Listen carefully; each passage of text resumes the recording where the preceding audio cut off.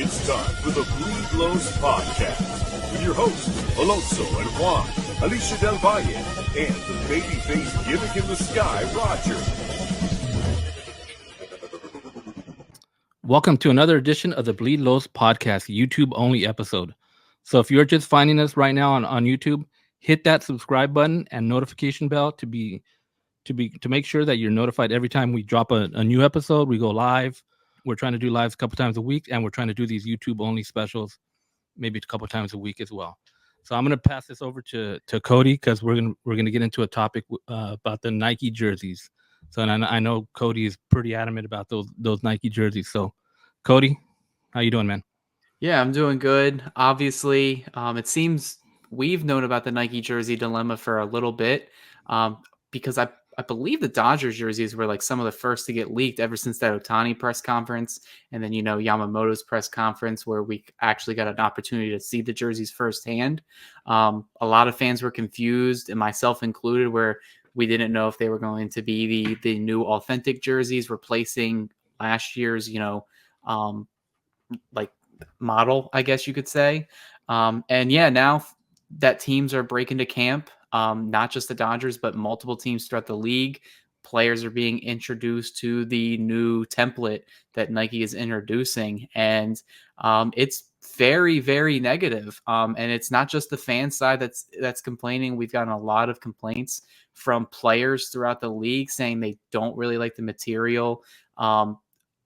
I've been seeing things on Twitter that I've been trying to see other reporters tweet the same thing, where apparently like the entire jersey, from like chest all the way to like your pants, it's no longer, you can't really adjust much with it. Like someone commented to me today saying, Walker Buehler, he's been known for like wearing those extremely tight pants just because that's what he feels comfortable for. But apparently with the new Nike pants like model, there's no tailor with it, as like, well, you just get the base model, maybe adjust like the hip and something like that, but nothing else. So it's going to be a very stark contrast to what we've seen and what we've grown accustomed to. Especially, I didn't think the transition from Majestic to Nike was as dramatic as a lot of people thought, because the jerseys pretty much looked 99% identical besides just the Nike swoosh on the side. But yeah, it's been all over baseball Twitter today, regardless if you're a Dodgers fan, but just a baseball fan in general. And there's a lot of comparison images from, we had, you'll show them later, but, we have the Cardinals fans complaining and the players complaining, Mariners, obviously the Dodgers one is well documented as well. But yeah, so I'm interested to see, we've already starting to see Nike and the MLB and Fanatics try to play safe and go on their PR stunt right now with having players, kind of like publicly endorse the jerseys, I guess, which is just really weird in my opinion. So you're saying it's the pants, it's the whole thing, right? It's not just the jersey tops, the pants as well. Because I've seen like the material for the jersey seems to be a lot thinner, right? A lot, I guess, maybe more lightweight. Are the pants going to be the same, or were you kind of getting? Did you get the information on the pants? Or are they? What are those going to be? Pretty thin. I mean, I imagine that they're not going to be that thin, right? I mean, you don't want to see through them. But I've seen that kind of complaint with the jersey tops, that people are saying like, "Hey, you can kind of like see through these. Like you can see when they have an, like whatever undergarment they have, you can really see through it." Yeah. So the pants thing came from Miles Michaelis from the Cardinals, who he talked about the jersey in depth, and we'll have the graphic a little bit later. I have what he put out today. Yeah, so he, in this entire context, I forget the reporter for the St. Louis Cardinals who put it out. Basically, he's saying that the entire quality of the jersey just feels cheap, looks cheap. It looks like a worse product. And then they went into the non-jersey part of it, which was the pants, and he said that they're a lot less customizable and that it's really like a weird material that he didn't really like. And as a pitcher, you really got to be flexible from like head to toe in terms of like, when you're pitching in the stretch or pitching in the windup or whatever.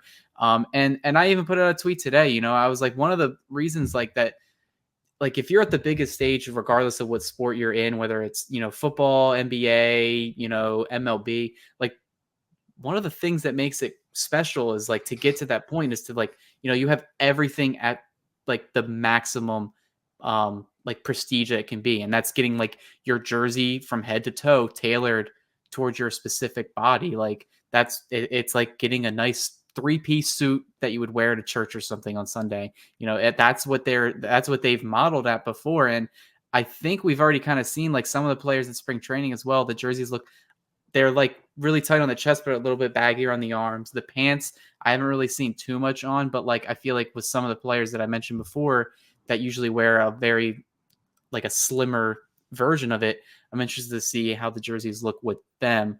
But yeah, I agree with all the comments that the Cardinals players are making though. So like when we say it's a template, so every team pretty much is looking the same, right? As far as how the number is on the back, the name across the top is the same, right? Is it? I've tried to see if the font is similar, because I knew teams would have like a different font actually for their specific nameplate on the back. I don't know if the font is similar now, maybe throughout the league, but but I know for sure the placement is right, and we've been seeing how the name is across the top, the the last name, also the MLB logo. I've seen that it's actually lower. It's probably maybe a good maybe 5 inches down, maybe from the top of the collar, when before it was actually maybe half an inch down from the top, or an inch at the most. So a lot of those things. I have a couple of images of what we're talking about. So this one is the Dodgers, like a Yamamoto, right? So for me, and I put this out there earlier today, for me, I'd say the biggest complaint, right, it obviously is when you're looking at the front, right, and the D, right, where it intersects with the buttons, and you have it going through the D as opposed to where it's going to the O, right? So it just makes that visual look really Weird, bad.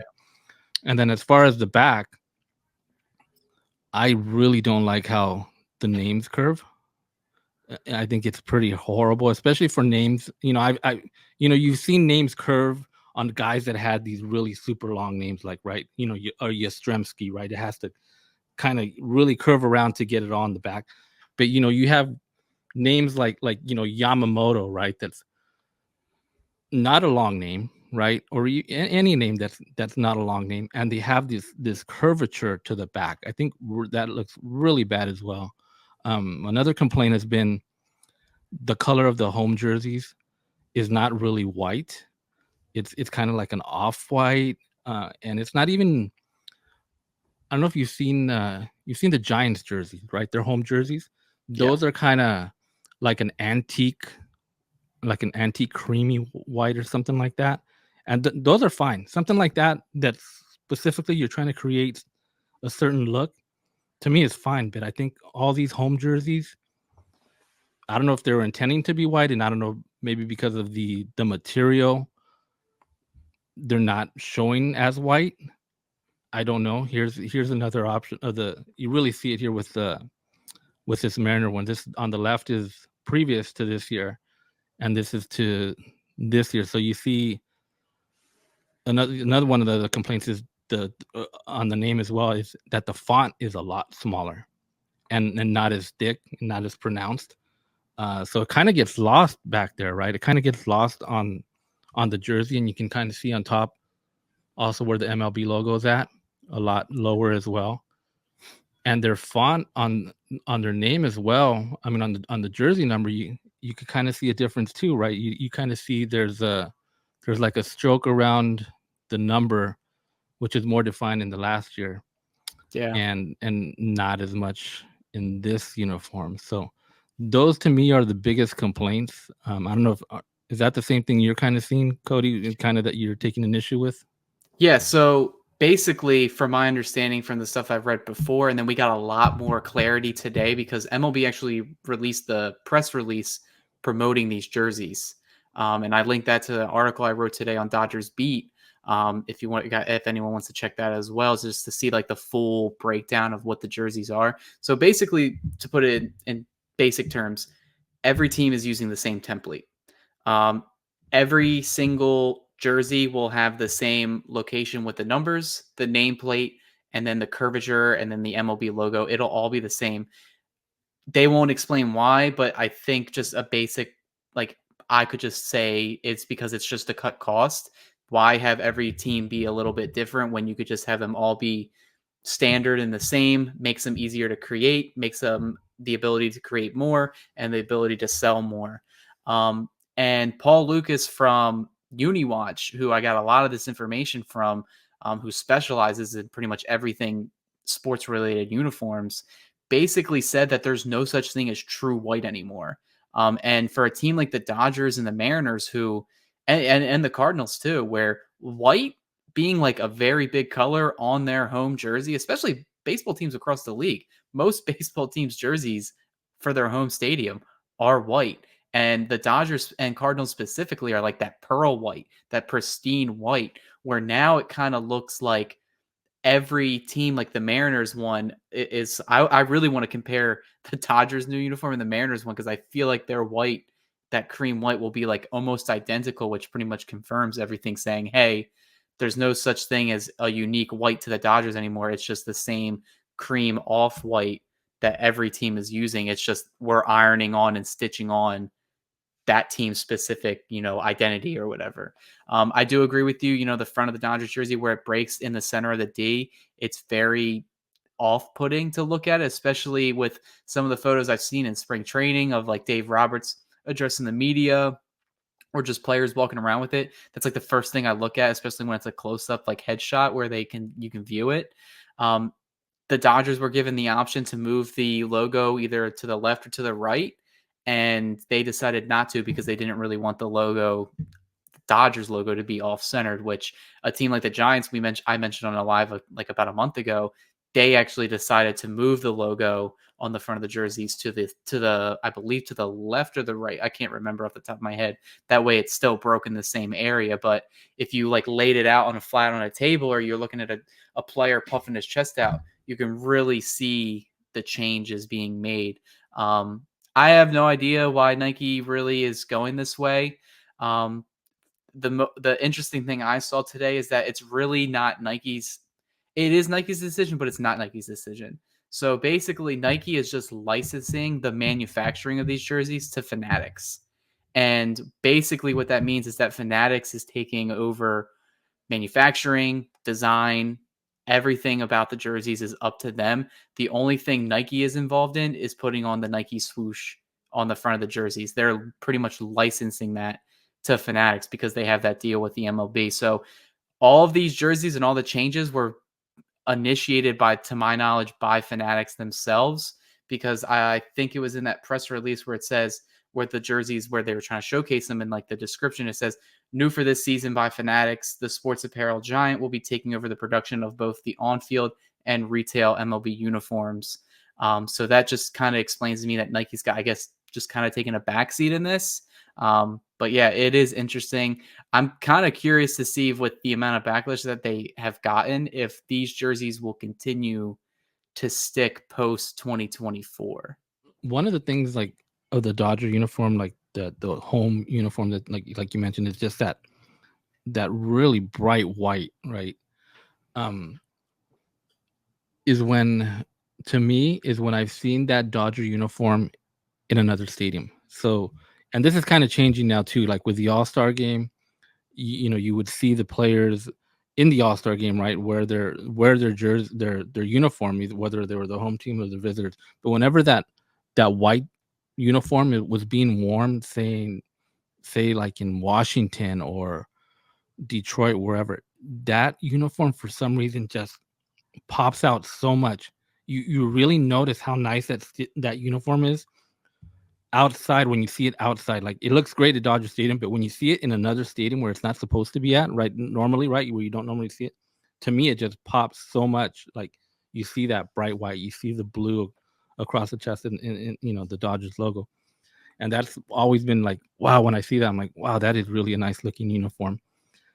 But getting back to this stuff with Nike and Fanatics, so what's going to happen when a player gets called up, right? Because usually the clubbies will handle this, right? The new player, they got to, so they got to follow that template, right? They're gonna have to follow that template. There's no, and ifs or buts about it, right? They're gonna have to follow that, and I could imagine, we might see where somebody forgets or messes up, right? And somebody's gonna go out there with the wrong look.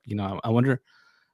And to your knowledge, have you seen any pushback from MLB or somebody like the Dodgers, right, that has that classic iconic look? Yeah, actually, the Cardinals were the ones that were fighting against it the most, just because their jersey is unique in terms of the way they do their front logo. The way it's stitched, it's like a puffed up. I'm forgetting the exact word for it, but it's like every single piece of the logo is like hand stitched. And Nike ended up changing it slightly this year, but they were one of the teams that was really vocal in getting it to like stay the same, because they've actually, the Cardinals have been doing the same jersey pattern for over like almost 100 years now.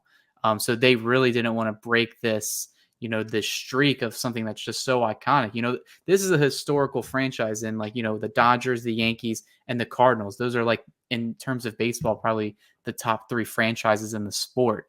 There have been sports teams in other leagues that have pushed back heavily against Nike's changes. One that I can think off at the top of my head is the Green Bay Packers, who I believe, still use their traditional. They have a lot more kind of like the old school look with I think what was it, Riddell or something like that, where they had very more like shiny, and then a lot more holes in the jerseys that you can visibly see, where now if you look at the new Nike jerseys, they're pretty much like matte, like all the way around. The Packers, they actually got to keep the same way they've been doing jerseys, because them and their ownership actually fought against it. So it's not out of the question for some of these teams to fight it, but from what it looks like every MLB team, ended up going with it right now. There was pushback, like I said, with the Dodgers logo, where they didn't really want to move it at all, but they were still given the choice to move it regardless. But they said, hey, if you don't move it, we're still splitting it down the middle. Sorry. And they just ended up not wanting to make the logo on the front look weird. But it is weird for the jerseys. I'm interested to see, as more and more position players report to camp, and once games get started and we kind of see this product on field for the first time in the next couple of weeks. It'll be interesting to see how the players like it, how the fans look at it. And I'm really interested to see the sales, because it's not like the jerseys got cheaper. If anything, the jerseys went up in price. And all I see on social media is just people saying, I'm not spending $500 on this. I would spend $500 on last year's edition. And I'm one of those fans included that really contemplated saying, hey, maybe I will buy like the authentic on-field Ohtani jersey, just because of the investment the Dodgers made, and he's there for a long time. But a lot of fans, and myself included, were like, I'm not going to buy it with this template right now. I mean, we did see, like we mentioned, those reports, from some of the Cardinal players today saying, hey, we don't like this at all. But we saw kind of the opposite. The Dodgers put out a video today with Jason Hayward saying, hey, he likes this jersey. I got the video here. Let me play that here. Somehow this feels even more authentic than the ones that we've been wearing, to be honest. Like, the material feels that much nicer. Feels like it's gonna breathe better. And I think the really cool part for the fans, the numbers on the back having that different texture. On the flip side, right, we see Jason Hayward saying, hey, this, as a player, right, and we're taking aside from, those other things that we mentioned that we don't like, right, the color, where some of the stuff that, so he's telling us how it feels. And this is kind of, I guess, where Nike was going towards, right? They want to make sure it has a light feel. It's it's breathable, it's movable, right? It's moisture wicking to control the sweat, right? Stuff like that. So we have Jason Hayward, and to me, it's interesting that it's Jason Hayward, because we were discussing Jason Hayward yesterday. This guy is a leader in that clubhouse. So if he's out there saying like, hey, this is pretty cool. It feels good. It feels a lot better than what we've been wearing. I mean, I think that goes to show maybe he's putting that out there as well to kind of, like you said, he's a leader in that clubhouse, and respect, and people are going to be like, hey, if Jason likes it, maybe it's not all that bad. Yeah, I mean, just looking at that video and the timing of it, along with all the videos across the league today that was posted by MLB themselves, kind of going over these jerseys. it looks like a little bit of them trying to just save face and trying to sway people's opinions, saying, hey, look, the players like it. I don't really buy the reaction just because it doesn't really seem too genuine. It kind of looks like they said, Hayward, go to the supply closet, grab a jersey, put it on real quick, and they held up the phone to him. I also think it's not – I kind of am interested in checking all these players and seeing who their deals are for shoes and cleats and batting gloves are, because I bet you it's Nike. I know Jason Hayward's Nike and Jordan, so it makes sense that they got the guy who's wearing their brand and their gear already to kind of back the jerseys themselves. So the things he did mention about the jersey, though, if you are a player, they do make sense, to have them moisture wicking, to have them more breathable, to have them more comfortable on you. That makes sense 100%. And that's something that I think Nike does really specialize in, no matter what sport it is or whatever you're wearing. If you ever wear Nike quality products, you understand what they're always trying to improve. And that is what it is. This is their on-field performance jersey. If they're going to make it feel better and lighter and more breathable, all the players I feel like would like that, especially for a baseball team where they're playing in hot conditions over like a 6-month period. So that all makes sense. I just think the amount of changes to kind of create the new product just doesn't really outweigh all the negative stuff that's coming with the jerseys, And I don't think it was necessary to make all those changes to make the jerseys more moisture wicking or breathable. I would have been fine with maybe the holes kind of on the back or like the spine of the jersey. And maybe if you explain to me like the numbers being perforated as well, that I get that. But to change the font, the curvature, lowering the MLB logo like 5 to 6 inches down is a very odd look, and it's just an odd looking jersey, and it's going to take some time for my eyes to adjust, but I feel like I'll get over it probably as the year goes on, especially once we see pretty much every team kind of matching, I guess. But for someone that does like the Dodgers iconic look, it is a little glaring right now. Yeah, like we mentioned, all that other stuff, the performance stuff, great, that's great, but I think it's just they're gonna have to do something with the look, and kind of maybe go back to that old look and feel. It'll be interesting to see too when someone like Shohei Ohtani puts it on. I mean, I don't know if he's really worn it. Every time he's been out, in spring right now, it's just kind of, t-shirt, shorts, and he's going out there. But they're going to start practicing, tomorrow, so they'll start putting on those uniforms, and we'll see how that goes.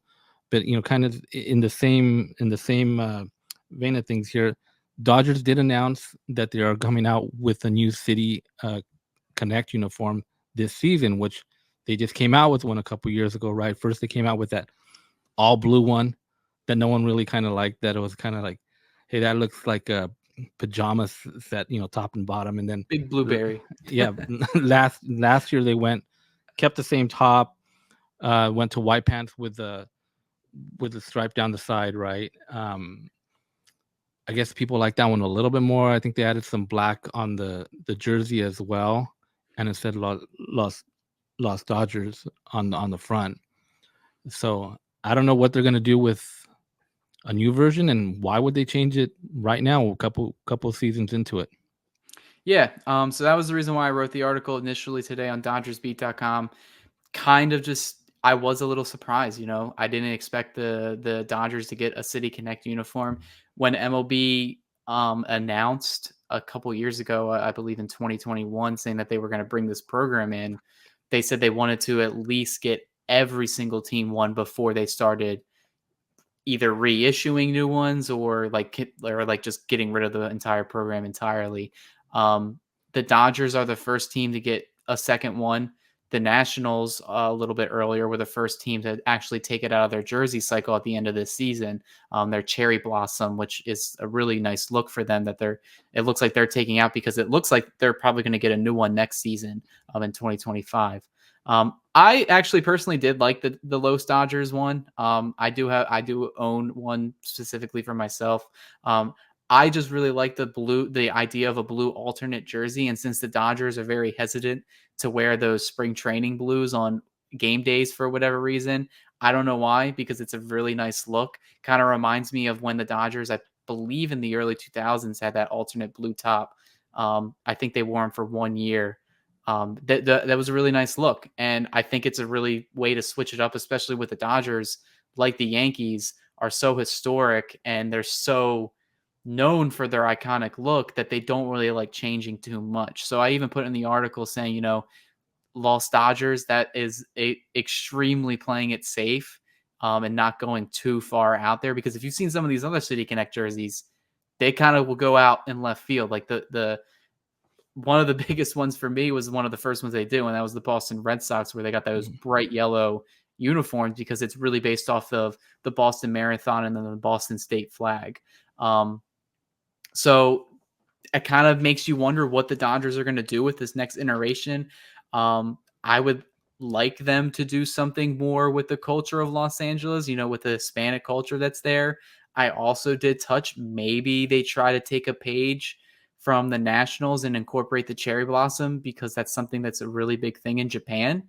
And they know how to market well. If they want to market to another audience all the way on the eastern part of the world with, Japan and all that, I feel like the Dodgers could kind of get away with it if they really wanted to go that route. And they have theoretically the best Japanese player to be the face of that New Jersey. So it'll be interesting to see what they do there with that. I assume after this, I assume the Los Dodgers jerseys are probably done.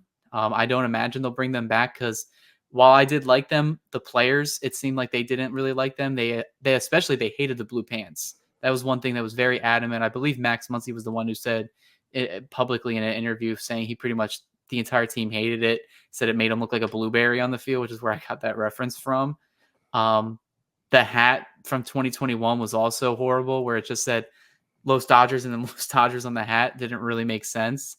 And then they made a bunch of changes to it as well. And then also a little theory that was in the back of my head that didn't really pop up until someone mentioned it to me on Twitter, was that, this was Julio Urias's jersey. That was his jersey on his game days. Lance Lynn mentioned in an interview saying that he wanted to wear him at least one start, and he was informed by the team that those were Julio's bump day jerseys. And then they didn't wear him, I believe, the rest of the season. Maybe once on maybe on a Sunday day game they wore them, but other than that, they barely wore their City Connect jerseys compared to other teams. Because I look at the Giants and some of these other teams, they wear them very often. Especially the Giants one. It seems like I see them wear them at home and on the road occasionally. So I'm hoping the Dodgers get something that they like, that they can wear more often. Like, as far as these other uniforms, I'm very traditional. I love the Dodger home whites. I love the road grays. I've never been a fan of these alternate jerseys like they wear in spring training, right? They wear those blue ones. For whatever reason, I don't like that look of the mixed top, mixed top and bottom. So you have a blue top, white pants. And you see that now across almost every team, right? Every team, if the Angels have a red top and white pants. And it's kind of something that's pretty common now. Back in the day, I remember the first team that I ever saw kind of doing that was the A's. They would have a yellow top with and for whatever reason, that looked great.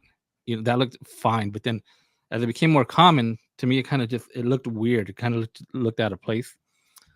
I agree that the all blue uniforms did kind of look kind of weird, but I actually prefer that, than mismatching tops and bottoms or whatever, right?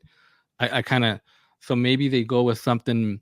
They did I remember a couple years ago they did a Brooklyn throwback that was kind of like a light baby blue, top bottom, maybe something in that route. And we'll kind of save this for another edition. I kind of want Juan to discuss this, because there is some ideas of maybe what they can incorporate or kind of that we'd like to see. But I do believe that we might see something also with the Japan culture, the Japanese culture in LA, right? There's little Tokyo. So I think if that's going to happen, it might happen. Maybe this is why the change was made as well. So that might be something we might see. But yeah, it's going to be interesting to see what they come up with, because the last ones, like you mentioned, were a little, they really, I don't believe they showcased LA. It was just kind of a different top, a blue top that, that said, Los Dodgers, Los Dodgers. So we'll see what they come up with. But switching gears a bit. So pitchers, the catchers reported last week. Position players were reporting today, and tomorrow is the first, pretty much, workout, the team workout. So tomorrow, everybody's out there. What thoughts do you have of so far what we've seen of the first couple of days of position players showing up and the first workout tomorrow? Yeah, in the words of Dave Roberts, everyone's there except I believe Lamette, who's going through some visa issues right now, but he's expected to come to camp as well. Sounds like everyone's there. Sounds like everyone's ready. They're ready to get started. We've obviously Ohtani working. We've seen the pitchers and catchers doing their thing. And then we've also seen like Mookie Betts working out at second base as well. I did see a picture in the pictures. Teoscar Hernandez showed up. Yep, he did show up. Yep. But there's still one person that's MIA that we have not seen in any type of form of Dodger uniform, and that's Manny Margot. So no, he actually was in the video. Was he? Okay, I missed it. I haven't seen him much. Like, why is this guy MIA? But split second, someone commented. They said, "Oh, we didn't trade Margot," and I looked in the video again. I was like, "Oh, there he is. He actually did show up." So yeah, everyone is there. They're getting ready. Obviously, the first workout will be either today or tomorrow, whenever this video is posted. But yeah, it's an exciting time, that there's so much anticipation for this upcoming season, to have them all there. I imagine the content train is going to be coming in full force these next couple days, because that video of Ohtani taking batting practice has like almost 60,000 likes on X right now. Obviously people are excited across the league, not just Dodger fans. Yeah. And I saw some other videos. It looks like some of the pitchers it kind of looked like live BP. I don't know if the hitters that were standing in were swinging, but it looks like they were out there kind of, ramping it up. And there was some batters, but I didn't see in some video. I don't know if it was, some of the regulars, or they were just kind of standing in there or actually taking swings at it. But like I said, things are ramping up, and they got to ramp up pretty quick, because here we are, middle of February. They'll be playing in a month, right? They'll be playing some games in Korea. So yeah. So it's gonna come quick. Once everybody's in there and they start, it's gonna come quick. An interesting note, though, I did see on Juan Toribio's his Dodgers Beat newsletter that he sends out. Miguel Vargas came into camp as a left fielder. So if you remember, Vargas was the starting second baseman last season for the Dodgers for opening day, right? And things didn't go great for him last season, and he went down to AAA like by the All-Star break. But what do you think of Vargas, his chances now in left field? Yeah, I definitely am not surprised that he's reporting to camp as a left fielder. Brandon Gomes said way back in November during the GM meetings that Vargas and Michael Busch, when he was on the team, were going to get playing time in the outfield. Obviously, right field was already occupied by Jason Hayward at the time, if he wasn't re-signed by then. And then they already have center field pretty much locked down with James Outman. Really, the only other opportunity to get playing time is in left field for Vargas. Obviously, Mookie Betts is going to play the bulk of the games at second. Shortstop, that's not his position, and that's taken by Gavin Lux and Miguel Rojas.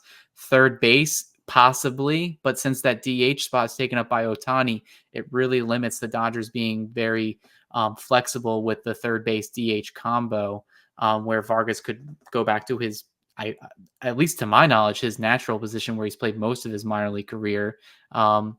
But yeah, can he make the transition to left field? From what I've heard from, like what I've read from the minor league scouting department and everything like that, they said that it could work. Left fielders aren't traditionally known as being the best defensive outfielders, and they really are kind of like that bat first mentality. And Vargas has shown to have very good, skills in the hitting department. It just hasn't translated to the show yet. But am I optimistic that he's going to make the opening day roster? Probably not, with the way the squad's currently constructed. It looks like he will be that odd man out. But in case of an injury happens, he has to be ready to make an impact on the ball club, and left field just seems like the best option. Yeah, I mean, that's the thing with Vargas too. When he was coming up, it was a third baseman, I believe, right? He was coming up as a third baseman, and he's been known to hit. Wherever he was at, he would hit. And then they moved him, to second last season, and then when he came up, he just couldn't make that transition, to the big league stuff. But even when he went back down, he did pretty well, right? When he went back down to AAA, he's kind of picked up where he left off in AAA. So I don't know. I don't know if he's going to be able to make that transition. I mean, I would assume this is maybe getting towards his last kind of shot, right? If how he does this season, and then I don't know if they're gonna have to move on from him, or what's gonna happen, because he's one of those guys that's getting up there, right, in age, like we discussed, and if they don't have a spot for him, they're gonna have to move him. But it is interesting. You don't think he'd be on as one of the reserved outfielders? So if he's playing left, so you got Margot, you got Outman, you have Hayward, Teoscar. You think he might need a fifth outfield? Or when you got Chris Taylor, right? So so he'd probably be a sixth outfielder, which I don't know. Yeah, you're probably right. Yeah. It's gonna be tough for him to break camp. Yeah, I think he'll be the odd man out, and I really think, the Dodgers recently signed Chris Owens to a minor league deal, and he's a guy that has been playing a long time, and he has experience at a variety of different positions where, Vargas still has options, really has only played one or two positions in his career so far. So I don't think he'll be like the first option that they think of in terms of their minor league depth. I really think at the end of the day, depending on how the Dodgers season goes, he does seem like a guy that you would trade. You mentioned, in the minors, he still hits well. It is the PCL league, so, it is one of the hitter-friendly leagues in the minors. But you still got to put the barrel on the ball. You still have to have that good hand-eye coordination. We know he has a good eye. I think really messed him up was when he did get hit in the wrist during spring training. Kind of really messed with his swing a little bit, because it's kind of the same thing with Cody Bellinger in a way, where a lot of people attributed his lack of success because he tried to play comfortable, not what made it work. And, Vargas was swinging, having a wrist and hand injury when you're batting is like huge. Like, that's how you move the bat. That's how you get ready to swing. So if he's feeling pain or discomfort, he's going to change his mechanics to where he won't feel that pain, and that probably messes with his game, which is why I think when during the second half and he got optioned down in the minors, he started hitting well again and he started getting his confidence back. It's just that there's the way the roster is currently constructed and the stars that they have, there's just no option for him, unfortunately. And he could be used as a trade chip down the line, probably this trade deadline. You're definitely going to hear his name thrown around. Yeah, so, we'll see. It's a long season. Like you said, a lot of stuff can happen, right? There's trades, there's injuries. We don't know what's going to happen, but we hope for the best for Vargas. That he gets. I want to see him get playing time, whether that's going to be, obviously up in LA or down in the minor leagues, where he can, show what he's got. Let him prove himself. Show what he's got. But that's going to do it. We're going to go ahead and wrap this one up.